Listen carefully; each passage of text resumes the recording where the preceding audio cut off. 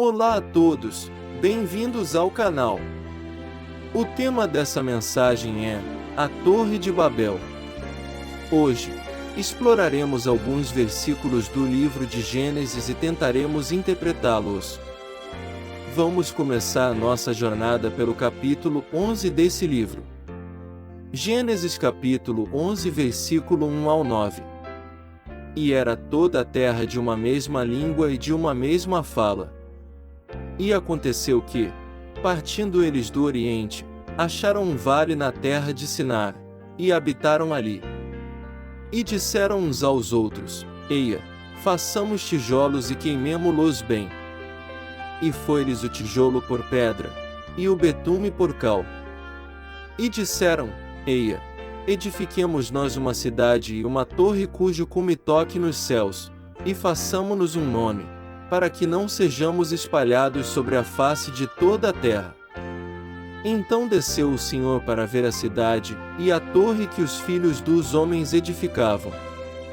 E o Senhor disse: Eis que o povo é um, e todos têm uma mesma língua, e isto é o que começam a fazer, e agora, não haverá restrição para tudo o que eles intentarem fazer.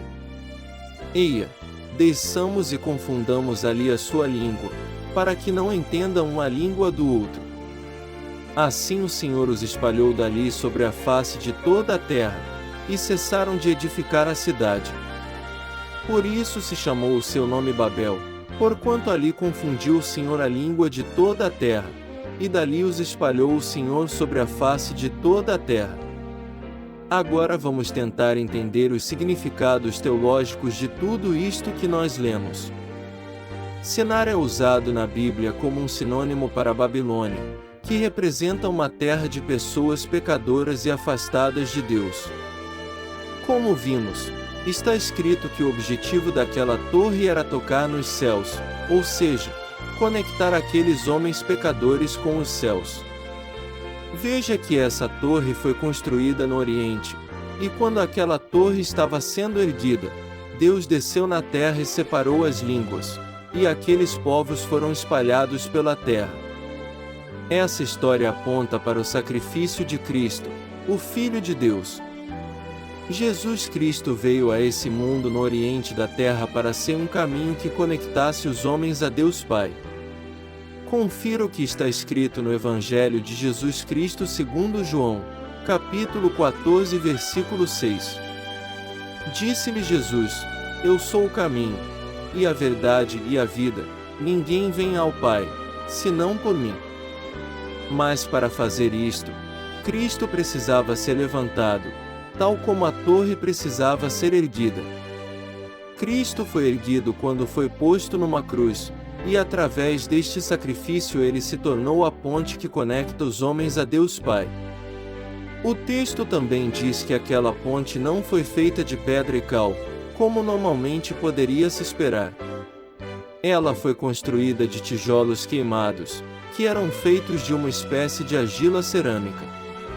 Essa argila representa a natureza do homem, pois o homem foi feito do pó da terra, tal como a argila usada por aqueles homens. E, para que essa argila pudesse ser usada na torre, aqueles homens tiveram que lançá-la no fogo primeiro. Fogo na Bíblia frequentemente está relacionado a sofrimento. A ação de queimar esses tijolos para que fossem usados na torre apontam para o sofrimento que Cristo padeceu antes de sua crucificação, através das torturas, açoites e humilhações às quais ele se submeteu. Essa torre também precisava ser revestida por um líquido orgânico chamado de betume, que apontam para o sangue de Cristo que foi derramado durante todo aquele sofrimento. E foi assim que Jesus se tornou a torre que conecta os homens a Deus.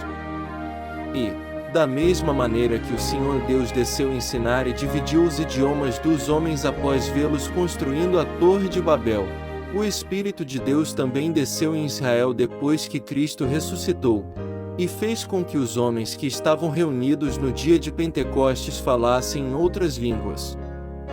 Confira agora o que está escrito no livro de Atos dos Apóstolos, capítulo 2, versículos do 1 ao 6. Quando chegou o dia de Pentecostes, todos os seguidores de Jesus estavam reunidos no mesmo lugar. De repente, veio do céu um barulho que parecia o de um vento soprando muito forte, e esse barulho encheu toda a casa onde estavam sentados. Então todos viram umas coisas parecidas com chamas, que se espalharam como línguas de fogo, e cada pessoa foi tocada por uma dessas línguas. Todos ficaram cheios do Espírito Santo e começaram a falar em outras línguas, de acordo com o poder que o Espírito dava a cada pessoa. Estavam morando ali em Jerusalém judeus religiosos vindos de todas as nações do mundo. Quando ouviram aquele barulho, uma multidão deles se ajuntou, e todos ficaram muito admirados porque cada um podia entender na sua própria língua o que os seguidores de Jesus estavam dizendo. Como vimos, depois que o Senhor Deus dividiu as línguas dos homens que estavam construindo a Torre de Babel, houve confusão entre eles, e eles pararam de edificar aquela cidade e se espalharam pelo mundo. Porém, nessa nova divisão de línguas feita por Deus, agora em Israel, não houve confusão entre os homens que estavam presentes. Dessa vez o efeito foi o contrário, pois todos eles passaram a entender o que estava sendo dito em seus idiomas nativos. Mas veja que, assim como os homens de Babel se espalharam pela terra e pararam de edificar a cidade de Sinar, os cristãos de Israel também foram espalhados pelo mundo poucos anos depois da divisão de línguas realizada pelo Espírito de Deus, pois Jerusalém foi invadida e depois foi destruída no ano 70 da nossa era. E foi justamente esse êxodo dos cristãos de Israel que propagaram o Evangelho de Cristo pelo mundo. Ainda no capítulo 2 do livro dos Atos dos Apóstolos, nos versículos 36 ao 38 está escrito assim: Todo o povo de Israel deve ficar bem certo de que este Jesus que vocês crucificaram é aquele que Deus tornou Senhor e Messias. Quando ouviram isso, todos ficaram muito aflitos e perguntaram a Pedro e aos outros apóstolos: Irmãos, o que devemos fazer? Pedro respondeu: Arrependam-se, e cada um de vocês seja batizado em nome de Jesus Cristo para que os seus pecados sejam perdoados, e vocês receberão de Deus o Espírito Santo. Busque ao Senhor enquanto pode. Se puder, compartilhe este vídeo. E caso queira ajudar este projeto, doe qualquer valor para o endereço de e-mail abaixo. Obrigado e fique com Deus.